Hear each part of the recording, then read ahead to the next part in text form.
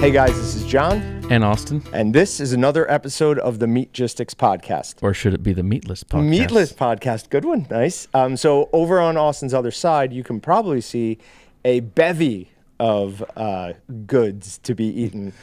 We're gonna get to that, but first, we've got a little bit that we recorded with Davin Althoff.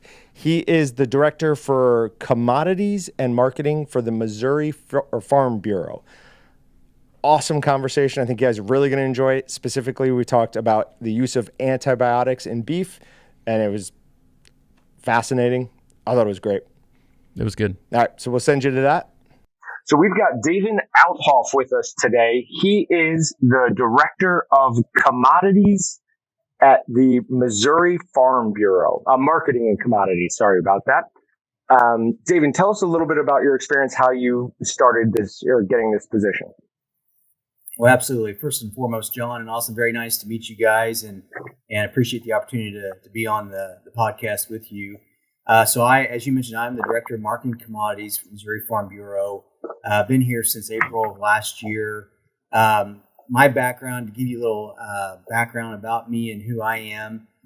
So I'm from central Missouri, grew up on a diversified livestock and crop operation in a small town of about 4,000, a town that's actually called California, Missouri. So I always add the Missouri on to the end of California because I don't want to be recognized as someone from the state of California. But no disrespect to anybody from the state of California. But we here in the Midwest, really hold on to our rural values. And so anyway, I got started as a young kid, very, very active and very involved on the farming operation.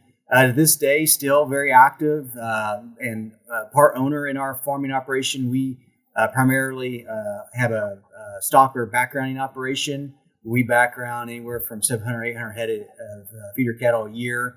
We've also got a fall and spring cow-calf operation. So the beef industry is near and dear to my heart. We also row crop a little bit. We've got a small corn, soybean row crop operation. So we're able to supply some of our background operation with the corn that we grow on our farm. So farming is near and dear to my heart. I'm fourth generation on the location where we live now. My farming background goes beyond fourth generations in the county that I live in. I got my start several years ago in the ag industry. Obviously, majored in agriculture in college. From there, my career path, in addition to farming, has led me to different opportunities working at the state capitol, to working for the Missouri Beef Industry Council. So the Missouri Beef Industry Council is the state side of the Missouri Beef Checkoff the beef checkoff. Worked there for many years as Chief Financial Officer and Business Director of the Missouri Beef Industry Council. And from there, I went to work. I was asked to join the Missouri Department of Agriculture, where I served as a division director of one of 5 divisions within Missouri Department of Agriculture. Worked there for a number of years, and then was asked to join the team here at Missouri Farm Bureau as Director of Marketing and Commodities. And so it's been a great opportunity. I started here in April, still learning a lot, still drinking from the fire hose, but it's been a great experience. We are a large organization. Our organization encompasses 147,000 members. One of my roles that I work very closely with, and one of my main roles here at Missouri Farm Bureau, is I oversee our commodity committee. So as I mentioned in our introductory before coming online, we are a policy organization. So, we advocate for farmers and ranchers. And the way we advocate for farmers and ranchers, either in Jefferson City at the State House or in Washington, D.C., our members drive what we stand for in terms of what we advocate for in terms of policy. And part of that policy development process, a big part of that policy development process that we do on an annual basis, starts with our commodity committees. And we have over 13 commodity committees. In Missouri, we produce over 10 commodities that rank 10th or higher nationally. Missouri is a very diverse state. Corn, soybeans, pork, beef, rice, cotton. I mean, you name it. We are a leader in that specific commodity, and so we have commodity committees that represent over 13 different commodities, and so it's a pretty heavy responsibility to try to coordinate that many committees. But that's how our policy development process starts, and it's a way for our members who produce specific commodities have a voice in terms of what we stand for at Missouri Farm Bureau. Yeah, it's great work that you're doing, and somebody has to go to DC and explain to these people, no, all this farming stuff is really important. You can't just put whatever regulations sound good on a soundbite. You have to pay attention to what the actual effects downstream of this is going to be. So I imagine that's a large part of what you're trying to do at the Farm Bureau. Now, that's 147,000 members just in Missouri. Correct. That is a crazy huge number. When I think of Missouri and meat, I think of three things. I think of beef and pork. And then also, especially in southern Missouri, you guys have pretty much the perfect climate as far as humidity and temperature go in the fall for dry curing sausage. So while we're only one state away, I am very jealous over your ability to do that just naturally down there. All right. So one of the reasons we really wanted to have you on, I started talking to a colleague of yours. I asked him some questions about antibiotics in meat, and he directed me to you as somebody who would be a little bit more knowledgeable about it. We constantly, at least we think, we're constantly seeing all these negative ads about beef, pork, any meat in the media. When we're talking about antibiotics, can you run us through what the positives of it first, and then we'll go into what some of the stated negatives are at least? Absolutely, John. There's a lot of negativity around antibiotic use, and a lot of it are myths in nature. Antibiotics are a very important tool to livestock producer, whether you're a beef producer or a pork producer. Antibiotics are incredibly important from the standpoint of animal welfare. When we livestock producers, and I'm just going to take off my Farm Bureau hat and put on my cattleman's hat, my cattle producer hat. When I have a sick calf, I'm going to treat that sick calf. It's the right thing to do. And I will share as a farmer rancher, who purchases these antibiotics. They're not cheap. In fact, they are very expensive. If I could take you to my medicine cabinet right now in the farm shop, you would be surprised at the price tag on a lot of the antibiotics we have in the medical cabinet at the farm shop. And we're talking anywhere from, in some cases, $10 to $15 per head when we have to give a dose of antibiotics. And so, for instance, in the beef community, there are periods of time during the year when cattle are prone to get sick. We, as I mentioned, have a fall and spring cow-calf operation. When we get cattle in the fall and spring to wean calves off the cows, I always like to say, weaning calves is like sending the kids off to college. There's going to be some of them that are really going to miss home, and those that miss home, oftentimes will get sick, and it's the right thing to do to treat them. Now, one of the things that you hear is, antibiotics. There's concerns with respect to antibiotics in meat.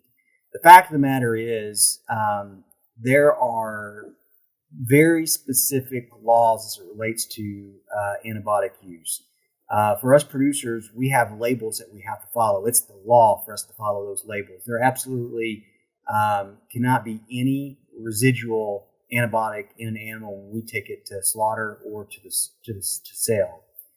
There are strict laws on that. In addition to that, the regulatory framework that USDA Food Safety Inspection Service has under their umbrella is very stringent from the standpoint they, through their inspection process, through the Food Safety Inspection Service, which is a branch of USDA, they are in our meat processing plants, and they inspect all meat that go through the plants to ensure that there is no residual whatsoever of antibiotics in the meat. Now, with that being said, there's still this worry out there on the street that even with the regulatory oversight by USDA, that there's a concern around antibiotic resistance in meat, right?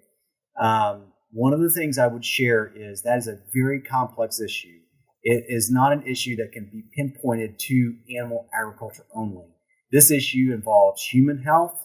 It involves a lot of different factors. And there was just a recent study done in 2020 that shows actually animal agriculture has been pinpointed unfairly as it relates to the antibiotic resistance issue. And so one of the things I would add to that only 40% of antibiotics used in animal agriculture actually has a human relation in terms of, in other words, what I'm trying to say is 40% of the antibiotics that we use in animal agriculture do not have any human relation form whatsoever. They're not found in any human antibiotic medication use in human form. So there's a lot of antibiotics that we use that do not have any relation at all to human forms of medicine. So it's a very complex. What I would just leave it with you as in terms of antibiotic use and the antibiotic, concerns that you hear from the general public is the antibiotics we use in animal agriculture are very heavily regulated. We have a tremendous amount of oversight by USDA and the Food and Drug Administration. And at the farm level, bottom line is, these things are expensive, and we do not want to use them if we don't have to. But at the end of the day, it is a animal humane issue. When we have a sick animal, whether it's a sick pig or a sick calf, it's the right thing to do to treat that animal. Oh, absolutely. And I think that's one of the things that frustrates me a lot about this issue with people who are always going on about animal welfare on the farms. I don't think any of those people have ever been to a farm and seen, in general, how well the animals are taken care of. But then it's, okay, do you want the animal treated? Well, to treat them, we need to use these antibiotics. Otherwise, it's going to continue to be sick. We're either going to have to slaughter it early, or it's not going to go to slaughter at all, and you're just going to have to kill it and get rid of it. So it's frustrating to try to get people to see that is a choice that has to be made, and the correct choice is to treat the sick animal. Now, you said 40% of the antibiotics that you're using in the beef industry, is that pretty much across beef and pork, or is it really just beef? That's coming from a beef perspective. Okay. That's beef specifically. So 40% do not have any human form relation whatsoever. And so there's a wide swath of the antibiotics that we use in the beef industry. And I don't have the specific statistics for pork, but I would suspect that it would be very similar in the pork industry as well. A lot of the antibiotics we use in the beef industry, in some cases, are used in the pork industry as well. Not always, but oftentimes that is the case. But in the beef industry, 40% do not have any relation whatsoever to human form antibiotics. Okay. And so the fact that they have no relation to human antibiotics makes it less of a concern, or maybe no concern at all, that we're going to create antibiotic resistant strains? That's correct. Okay. That's correct. Now, when you were saying weaning, will you, as soon as you start weaning it, do you just begin administering antibiotics, or do you monitor it and then decide if it needs to be done or not? So on our farm, we monitor. So we have the opportunity. So when I talk about the regulatory oversight, there have been changes over the last 5 years with some of the antibiotics that we have available to us that it requires veterinary oversight. And so we do have a feed antibiotic that we will utilize as a treatment mechanism. If we, for instance, if I have 30 head that I weaned that just seem like there's 15 head of those 30 head that are sluggish or slow, And I'm really worried they're not eating like they should. And by the way, a good nutritional diet, which all of us farmers, pride ourselves with respect to our livestock, that's a big part of preventing having to use antibiotics. But when you have cattle, and for instance, when you're going through a period of stressful times like weaning, oftentimes there are, a handful that, again, will go through a period of stress. And so we might segregate, oftentimes on our operation, what we would do is we would segregate those specific cattle. We'll put them in their own lot, their own pen, where they have, a different ration that will help bring them up to a healthy standard. We'll also utilize an antibiotic treatment, which is a feed antibiotic that we, mix in with the ration. But that treatment is provided, in direct oversight from our local veterinarian that we use. So, in fact, starting in June of this year, all injectable antibiotics will also be in the form of prescription from a producer's veterinarian. So there's another layer coming in June. So, the regulatory oversight of antibiotics is very, I would say rigid. I don't know if rigid is the right word, but there are regulatory measures in place to ensure safe use of antibiotics. And so when we think about food safety, there are a lot of precautionary measures that we have in place that are providing, to ensure consumers have a safe product when that meat gets to the grocery store. Yeah, and we talked about this last week that so I believe it's starting in June, any animal antibiotic will require a prescription. And we talked about that sort of because I'm insane and refuse to go to a doctor. And when I was seeing everything, back in 2021 or whatever, when it looked like things were going to get a lot worse than they did, I bought some amoxicillin. It wasn't human amoxicillin, but in my opinion, it was better than not being able to get anything. So that has been removed from my ability to do. But I'm not surprised that they're getting involved in that as well. So really, it kind of sounds like there's both a treatment, but it is also sometimes used as in prevention as well. Is that correct? That's correct. Yes. Okay, so again, with the oversight of a veterinarian through a prescription. Okay. Of the two, what would you say? And if you don't have a good answer, that's fine. Which would you say is the more predominantly used for prevention or treatment? So for us, it kind of goes hand in hand. I mean, when we get calves in or on our stocker operation, we're buying cattle from the stockyards that in some cases are high risk cattle. We get them into our operation. We know right away, typically the ones that go to feed are doing all right. The ones that are not going to feed typically are cattle that we're going to have to keep an eye on. We'll segregate those cattle, put them on this preventative measure with the antibiotic sprinkled into their feed ration. But sometimes, it is just a matter of given, we identify that there's a calf that is obviously sick. It may not be sluggish. Obviously, it is sluggish, but there's a difference between on our operation and many beef producers. They can tell a calf that is sick and a calf that looks like it could get sick. And the calves that look like they could get sick or are high stressed are the ones that we're going to put them on a preventative measure for a period of whatever the prescription is that the veterinary provides. It could be 10 days, it could be 15 days, versus a calf that you walk out to the lot first thing in the morning to feed, and obviously overnight this thing just went backwards in a hurry. That's a calf we're going to give a shot of injectable antibiotics to treat right away, because in some cases, if it's respiratory, you may have less than 24 hours to get that calf sick before it's laying somewhere dead.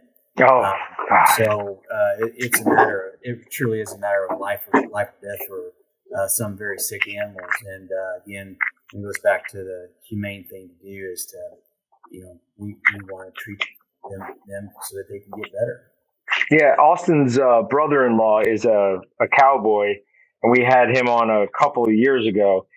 And I want people who think of farmers as these, don't care, looking forward to or slaughtering the animal. That's not true at all. The amount of care that goes into raising those animals is absolutely amazing. It really is. And I'll go back to, we in the livestock industry, there's a lot of costs that we incur over the course of an animal being born to an animal getting to market weight, whether it's, feed inputs or the equipment that we have to have or whatever it might be. When you think about the cost of these antibiotics, that's just another cost of production that we would rather not do if we didn't have to. But it is the right thing to do. Absolutely. Are you looking ahead? Are you worried about any antibiotic? I know occasionally they will go ahead and pull down some antibiotics that were previously approved. I'm going to mess this up, but clamoprophenicol being one of them. That was a couple of years ago at least. But are you looking ahead and seeing any new regulations coming down the pipeline that people should be aware about? It's something that we in the agriculture community continue to keep an eye on. These tools that we have in the form of antibiotics are incredibly important. And, some of these tools that do have a human relation, a relation to an antibiotic that's used in human form, those tools are incredibly important to us to have. And so those are the tools that we need to continue to look at. If I were to answer that question today, it would be, my worry would be those tools eventually being taken away from us. And that's what we've got to continue to, advocate for, and try to convince the public that, this antibiotic resistance thing is not, this is a complex issue. It's not something that can be pinpointed only to one specific sector. It's very complex, and there are many factors involved in this. And so we need to continue to educate the public and educate our elected leaders that these are tools that are absolutely needed. And for food security, we've got to have a food supply that is safe, which we do, and abundant. And when I think of abundancy, we are the most efficient country in the world when it comes to beef production. We produce nearly 20% of the world's beef with 8% of the world's cattle. And the reason why we're able to do that is because of the tools that we have available to us. And antibiotics is one of those tools. And so, we start thinking about taking tools away like that, it will impact food security. 20% of the beef with 8% of the cattle. Yeah, and I rounded up. It's last I saw it was actually 18%. So it's roughly 18. It's around 18 to 20%.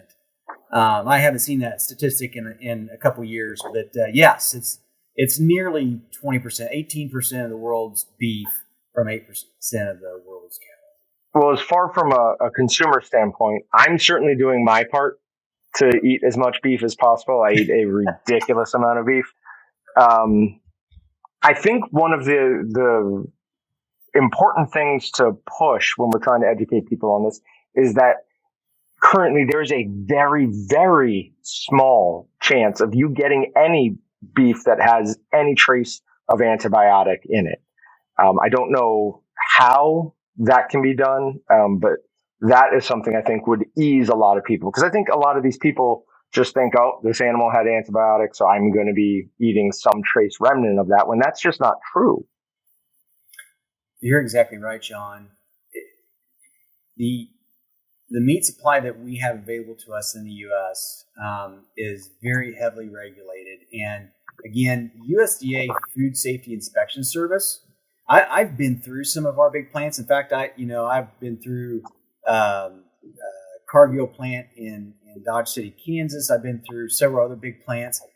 The USDA meat inspectors are on site. Food Safety Inspection Service is on site, and they are providing oversight of this. And they, bad actors. There are folks in the past that have been bad actors and have sent livestock to slaughter. And those who have been caught, they're held liable. It is against federal law to allow an animal that has not met its withdrawal time to enter the food supply. And so it is very heavily regulated. Consumers can be confident in the meat that they eat, that the withdrawal levels have been met and the residuals in that meat relative to antibiotics meets the FDA standards. That's awesome. Yeah. Davin, that was absolutely great. Is there anything else you think people should know? Set their minds at ease about some of these things, or?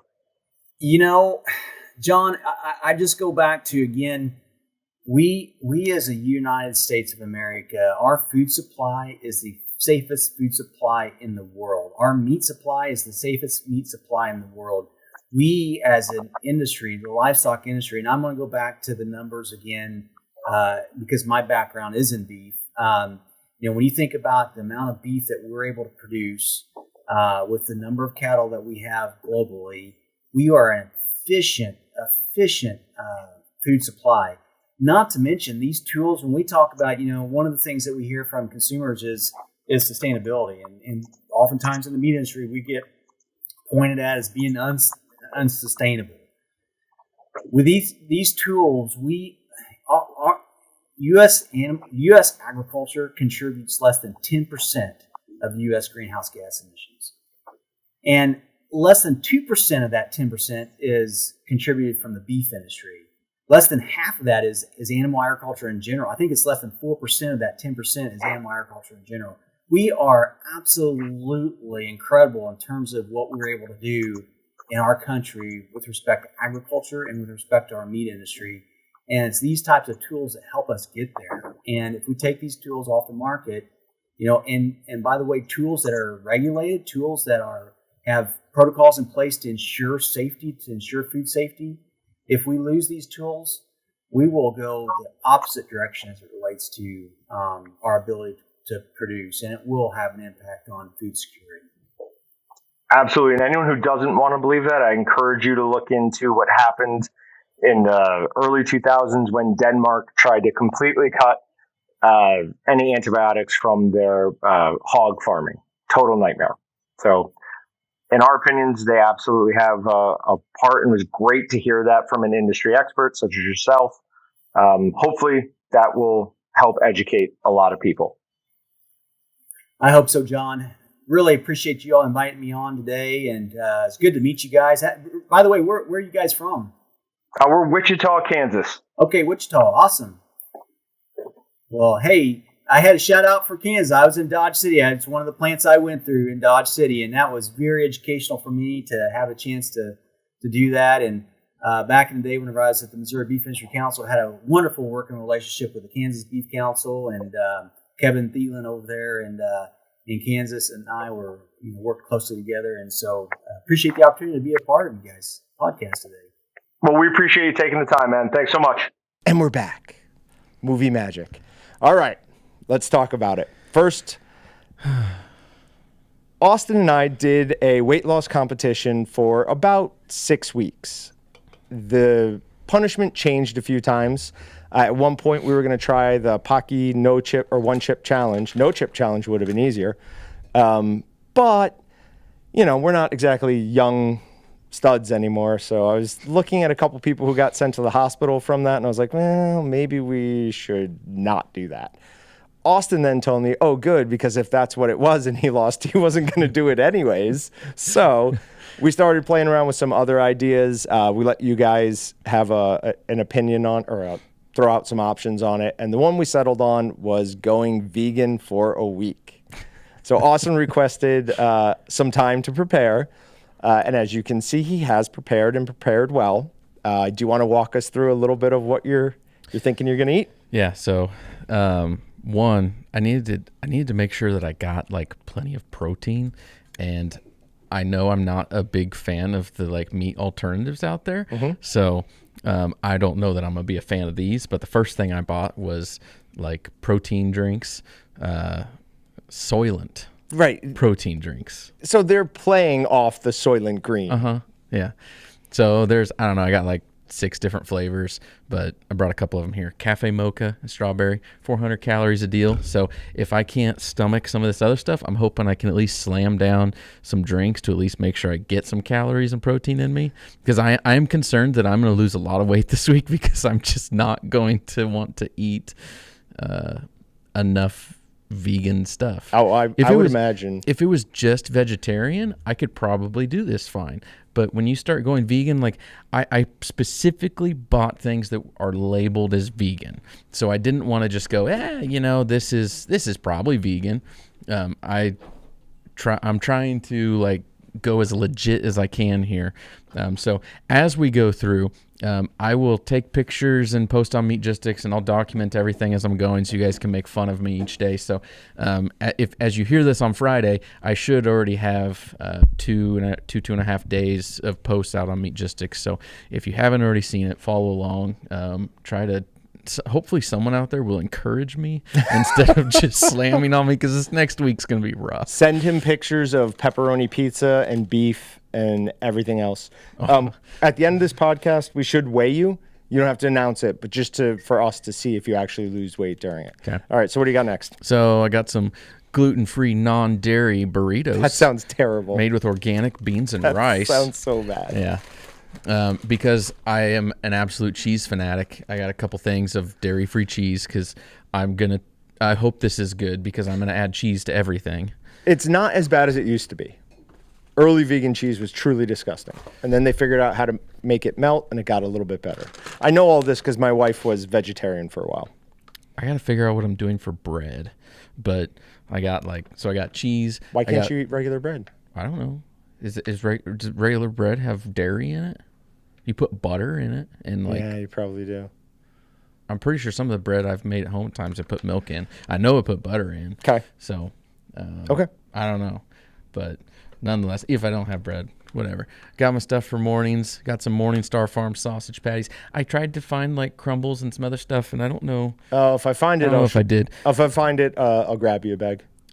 They were out of stock at the Walmart that I went to. So got some just eggs, 4 folded plant eggs. That sounds delicious. Oh, no. Yeast is an animal, so you can't have yeast. Are you serious? Well, I mean, it's alive, isn't it? I don't know. No, I don't think it's considered an animal, but it says bread is flour, wheat, salt, and yeast. A type of microscopic fungus used to help bread rise. Therefore, the simplest form of bread is vegan. Okay. So you can eat bread. Okay. So then you're not going to lose weight. I mean, I technically, so I talked about this in one of the other podcasts that I think Oreos are vegan. So, I mean, I could technically probably just go consume all my calories in Oreos, but I also don't want to feel absolutely miserable through this. So I'm trying to get food that I think is going to be beneficial to eat. You're doing it anyways. You might as well try to get some benefit from it. Plant-based burrito bowls. You I told you specifically said not to do this, but I'm like, that. I have to. So I got do you veggie see how bacon strips. It's like not curls, but you see how it has waves in it? Yeah. Yeah, it's not going to do that. It's not going to do that.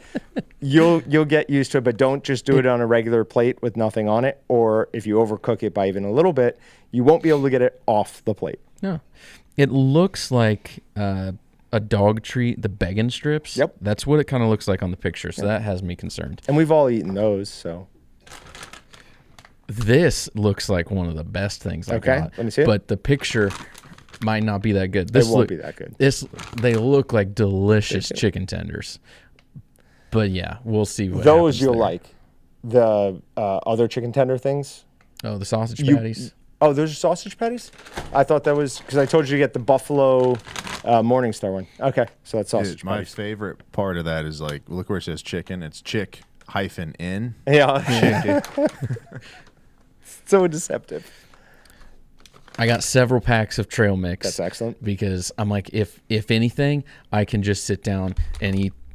I can eat a whole thing of this, and that's my daily calories. So I like have backup plans and taste this in case this stuff just tastes absolutely horrible. You've planned it out well. I know I can eat that. Those are disgusting. These? Yes. My wife bought some. I ended up using them to try to catch catfish in our pond, and nothing wanted it. They look interesting. The problem is like this is like half a meal. There's only 400 calories in this, so I mean, it's yeah. It's like the challenge is to like, can you live off the grid for a week? What food are you bringing? He's like, well, I got this random thing here, and I gotta have this, and like it's just trying to keep his calories. Being vegan means you're homeless essentially. For a week. So yeah, I'm interested in the hot dogs. They call them smart dogs. Yeah. So we'll see how those go, but that's the one that I'm most interested in. This is probably what I'm eating tonight for dinner. It's a meatless meat lovers, dairy-free cheese, gluten-free. You can't see it from there, but the ingredient list on that it's is long. Enormous. It is this long. It is half the length of this box. Yeah. Full of canola oil, terrible for you. Coconut, all the oils that cause inflammation. But it looks like that is your best option for food. It looks like a good pizza, but it also doesn't look like the cheese is melted. So I have a feeling that that's going to be one of the issues with the cheese type of things. Is it's not. It melts. It's not going to be right. It's just not the same. Yeah. So. But we'll see. I'm actually kind of excited to try this one. Sure. The rest of them, I'm at least interested in some. I mean, I spent quite a long time like picking through everything, going, what is going to make me the most excited to eat? Because I think I'm going to want to avoid meals for the next week. Were you worried you were going to get spotted picking those out? Well, technically, I did it all online. Oh, okay. and just did it as a pickup. So there you go. So I didn't actually have to be seen grabbing anything or doing anything. That's the right Although way I to go. felt very weird in Walmart when I'm in my truck, which is me in my truck. I had all my Walton's gear on, and I'm still like, oh, whoever brings this out, I hope they're gonna look and be like, oh, a guy in a truck. Oh, hopefully they don't notice any of my Walton's gear. Why is he loading up on all this vegan stuff? But all right, so we will weigh you at the end of this podcast, and then to celebrate, because it's technically it's going to be 6 days and 23 hours, because we will get you a nice juicy steak on at the beginning of the next podcast. we can say it'll be over 7 days because I was actually going to go to Quick Trip and get something, or go to fast food somewhere and get something. And today's just been a mess. I haven't ate since like 6 o'clock this morning. Oh, so okay. Technically, it's just a fast in the middle there. Well, but, that's not a bad thing either. it'll be over 7 days of no meat. Okay. So Okay, so we got that going on. It will release this on social media in the next couple of days. I had Taylor pick 10 orders. We put them on the line, and we just kind of randomly threw in a free bag of that seasoning on each one. I was going to say one of those seasonings is the Buffalo Ranch sausage. Probably wouldn't work well with your trail mix, but if you want to get just like a whole bag, I get them from Dillon's of just like mixed nuts. Pour a little bit of olive oil in there, and then pour some of that seasoning on and shake it all up. It is good. is that like the stuff that you were talking about making a shaker out of? Making it into a shaker. Uh-uh. You didn't like it? No, it's way too strong on celery. Oh, that's right. You Way hate too celery. strong. I forgot about that. Like it would Forgot be a about good that. seasoning if you cut all the celery out Well, of we it. can't cut all of it because that's the zesty part of it.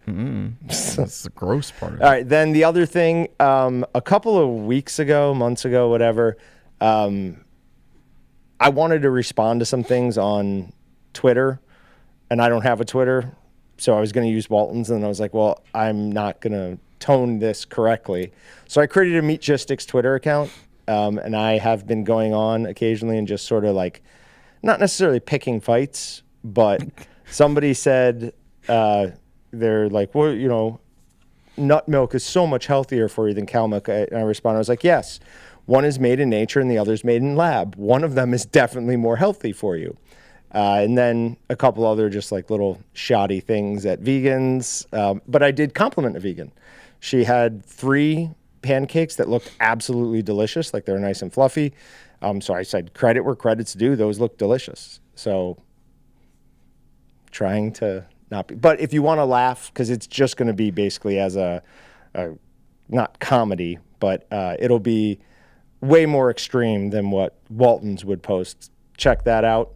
I can't guarantee that I'll post every day, but I will do my best. Fun. So yeah, I respond, or like, you know, I didn't even tweet. I responded to tweets and stuff, but I think I did like probably somewhere around 7 times I got a warning about my language and tone. Yeah. And they're like, we want you to review, post. We want you to post. Like, I'm saying what I'm saying. So, okay. All right. Other than that, I don't think we have anything else. Let's jump right into Meat Matters. What are you looking at? You know, I don't remember what it was now. Was it New Year's? We did confetti? Yeah. Yeah. I just looked up and there's a piece of confetti stuck in the light up there. Yep. I just, this past week, got most of the confetti out from under the table here. So we have a Swiffer, the wet Swiffer. Like, it's not the spray, it's the pads one. I bought the XL, and then nowhere has XL pads anymore. So I've been having to use 2, and like, it's terrible to use. I was at the dollar store the other day. I was looking for something for my house, and I'm like, they have XLs. So I bought 2 of them. So this floor is probably cleaner than it's been in a long time, because I've just been like, oh yes, let's get it cleaner. So, all right, moving on. Meat Matters. So 24 states sue Biden EPA over environmental rule targeting farmers and landowners. So we talked about this a while ago. Obviously, I'm biased because I'm fairly anti-government, but we really have to get these unelected bureaucrats out of office. In my mind, something like this is the best argument against term limits. Because if you set term limits on the elected politician, it's just the people behind the scenes who are going to retain all that power. And then you, at least if you have a elected official that you don't like that's making policies that you disagree with, you can vote against them. You can't vote against. It's the same thing with the ATF, how they're just like, nope, those are illegal now. Like, hey, no, that's not how this goes. You don't get to just make up rules. You're not a lawmaker. I even wrote down ATF is doing the same thing in there. But just a fairly interesting article. Then moving on, 32 sickened with shigellosis. Never heard of that. Had you? No. Okay. I was worried or wondering if that was just one of those ones. Every once in a while I find I have an interesting or like a severe knowledge gap where something I clearly should know about I've just never run into, and I was wondering if it was that. But the cause of this was touching ready-to-eat food with bare hands. So what, like, did they never go through a basic safety course?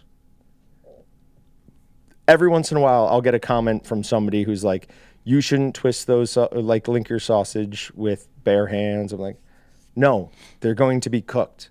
Like, it's fine to do it this way. If they were like, somehow I was about to hand them out, then yes. Like, but it's fine to do this with no gloves on. Yeah. I often do put gloves on because I normally have so many like cuts and scars on my hand that I just want to not show those. But so wear gloves if you're touching ready to eat food, especially in a restaurant. However you pronounce that. Yeah. Shigellosis. I think that's pretty good. Oh, I guess there's a, hold on. Oh, we're going to turn up the volume a little bit here and see if it'll pick up. He's going to try and make it say something. It gave up. Okay. It's not even trying. Okay. But when you pull it up, the first thing that it says on like search engines for what it does, it causes fever. Okay. And blood diarrhea. That doesn't sound good. I think you might have a little bit of that coming in your... I've never seen something with that in there. Yeah. That sounds rough. That's the one of those side effects that if they listed it in a medication commercial, I'd be like, yeah, no, that just needs to be pulled. Okay. This has nothing to do with meat processing, but it is unbelievable to me. Don't look at OneNote. The longest shot from a sniper on a confirmed kill was just made. Take a guess at what the distance was. 2.5 miles. Oh, you saw it. Nope. Oh, yeah, Almost. it was 2.2 miles. Nice. So I read up a bunch on it, and the 4 big things that come into it are distance, wind, atmospheric conditions, and speed of the Earth's rotation based on their latitude. Now, everything I read, most of the people were saying, great shot by the sniper, but if you're a military sniper, you know how to hold the target. It was really what the impressive part was the spotter. So, because the wind will change directions numerous times in that 2.5 miles. He had to be able to calculate that and like take in atmospheric conditions, everything, and tell him exactly like how many, inches high and right or left to aim. That's incredible. What I'd be interested to know how that works. Are you just making adjustments on your scope to basically point that differently, so you're still looking at the target you're trying to shoot, or are you like looking off? Like, that's interesting because I saw a video of it, and the guy was in the scope, but maybe what I was seeing wasn't actually like the shot. But it looked like they, dead on, and they went up and to the left, like, or right maybe. I can't remember which. But didn't seem like it was far. It seemed like they were like a couple inches away. So it's weird. Yeah, at that distance, that little amount probably was way more. But still, incredible shot. Absolutely amazing. Walmart $2 eggs spark concerns and questions. This is from Newsweek. And my comment in was, that's the free market at work. So it's one local Walmart, and they're like, we have $2 dozen eggs. And everybody around them started freaking out because they're like, well, everyone's going to go to you now. It's like, yes, that's how it works. They're putting something at a lower price to get business away from you. How do you respond?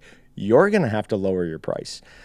And speaking on like just a year ago or so, when everybody was all concerned about the meat plants burning down, we did an entire segment where I did a really fairly deep amount of research into it. And I came to the conclusion that no, this is deferred maintenance because of COVID and lack of skilled workers to do maintenance, people being overworked, and just people not paying enough attention or caring enough.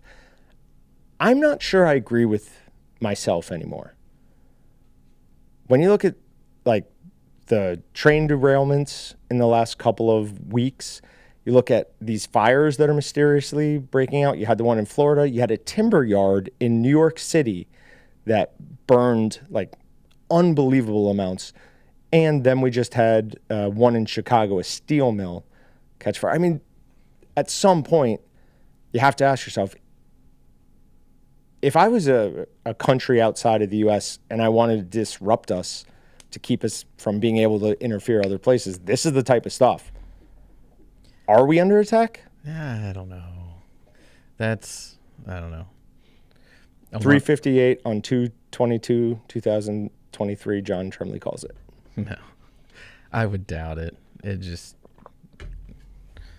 lots of bad things happen in general. I don't think there's a coordinated effort behind something. Well, there is on the power station attacks for sure.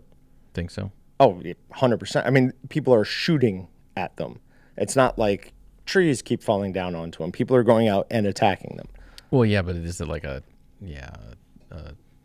force behind it that is pushing everyone, or is it just someone did it and someone else is like, oh, this is cool, I'm going to try that? Copycat? Yeah. Could be.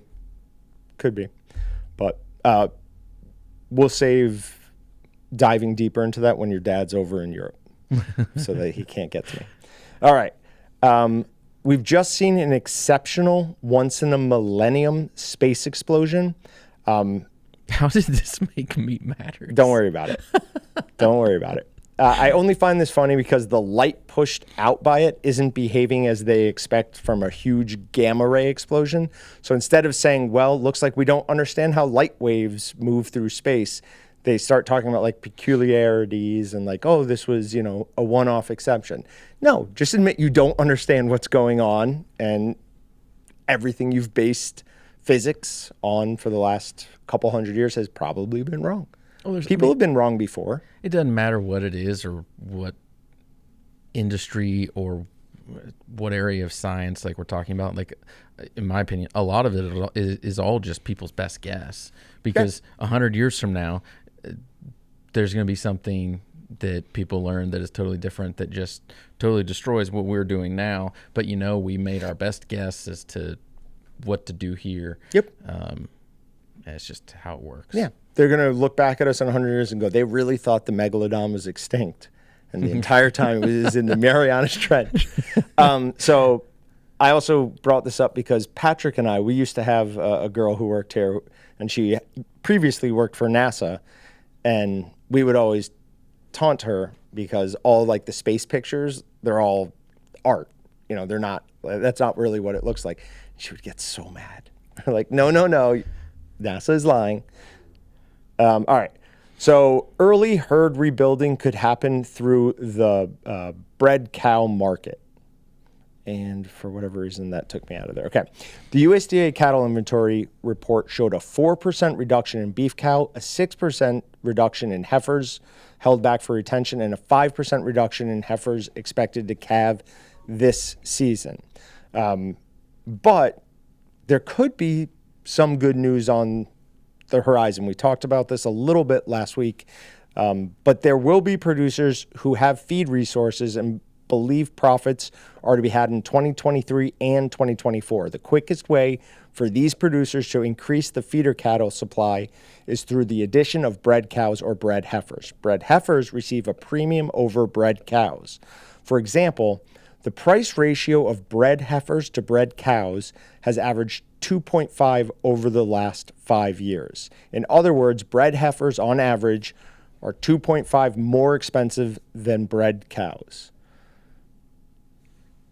I don't know enough about the way a cattle moves through the entire food industry and ends up on our plate. And I really do need to understand it better.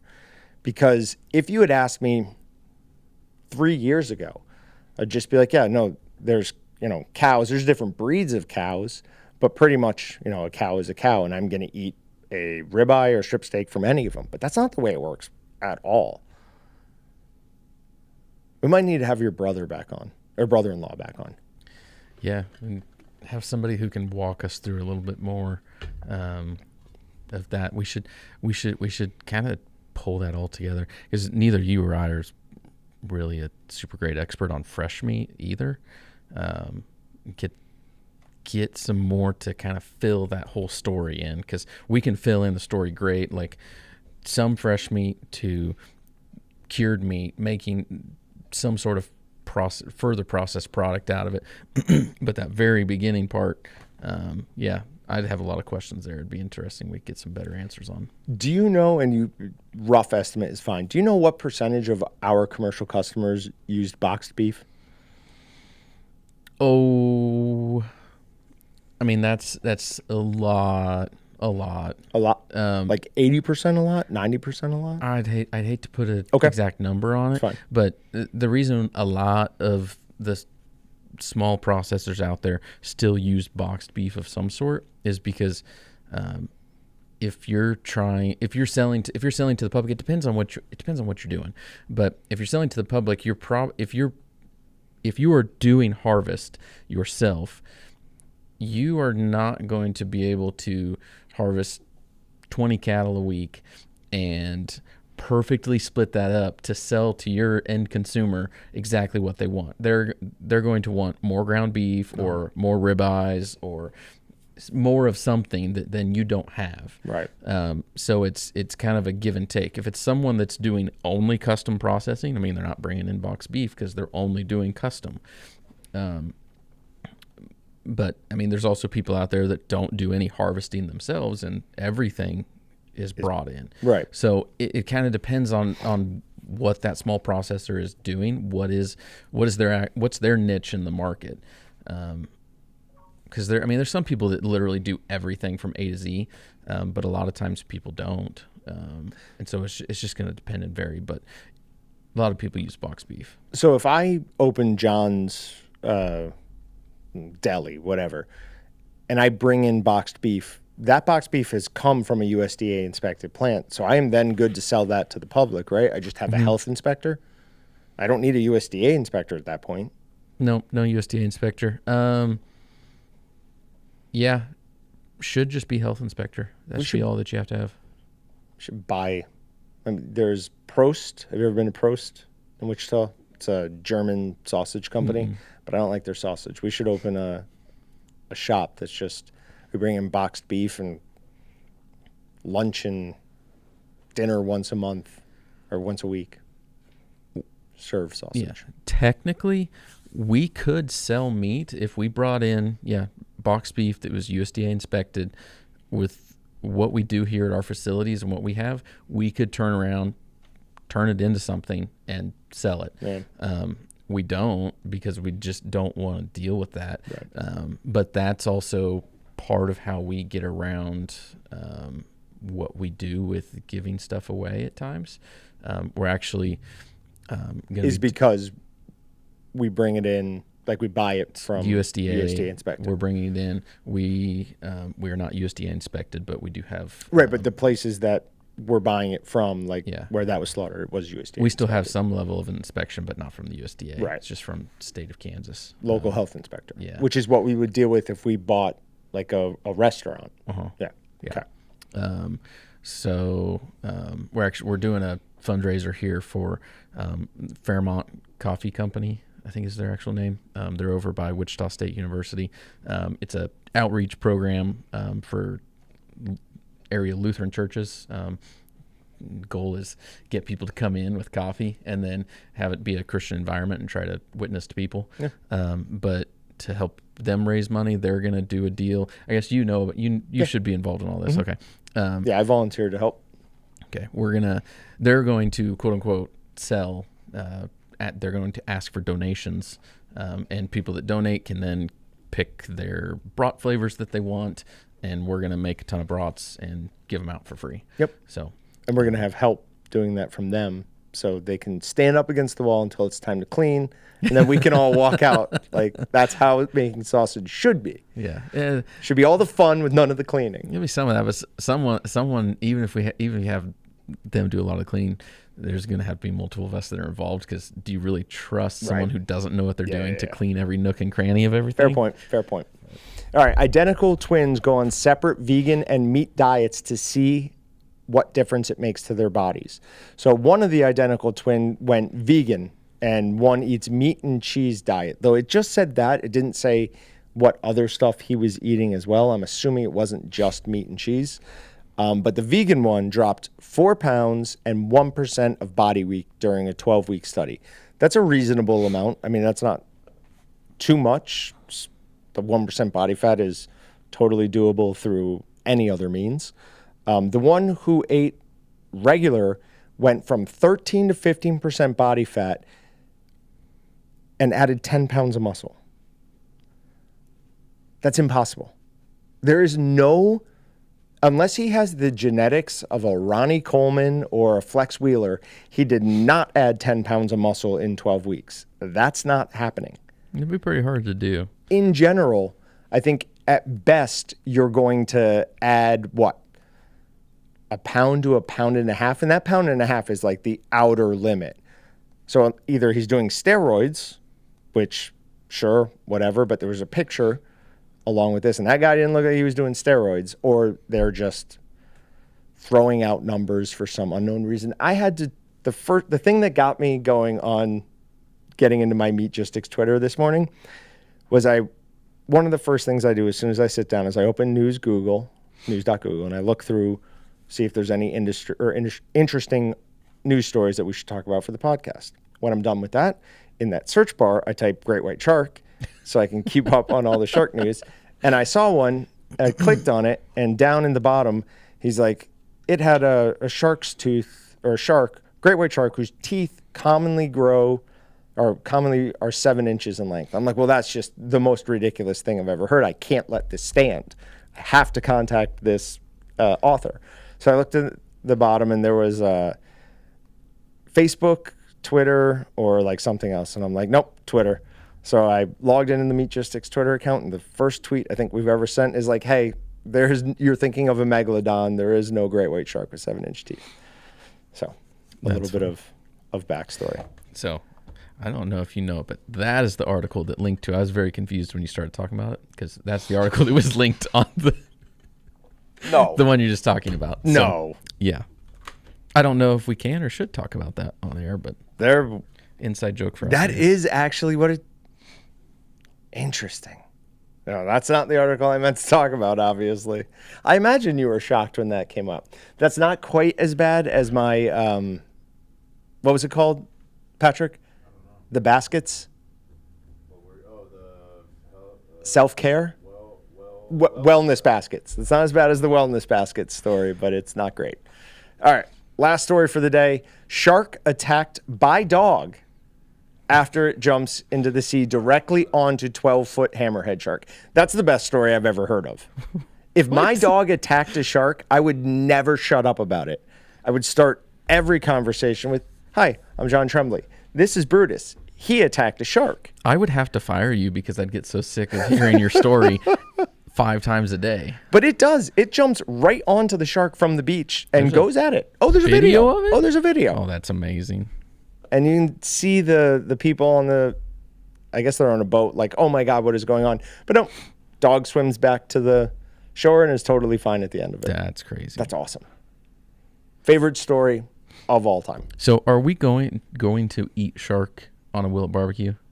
We have it. Yeah. You have shark. I have shark. Okay. What kind of shark do we know? And it's probably either mako or blue would be my guess. Those are the two that. So we're not like eating great white shark. No, you did hear about? Yeah, we talked about it. The Chinese TikToker who got a $2,000 fine for that.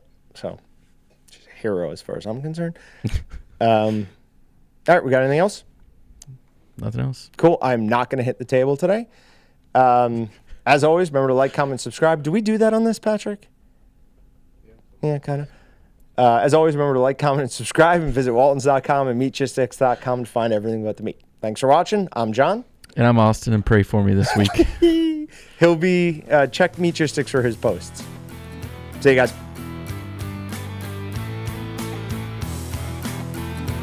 Thanks for checking out the Meatgistics podcast. To shop everything but the meat, head on over to waltons.com. To get your meat processing questions answered by experts and enthusiasts alike, head on over to our online community at meatgistics.com. Waltons, everything but the meat.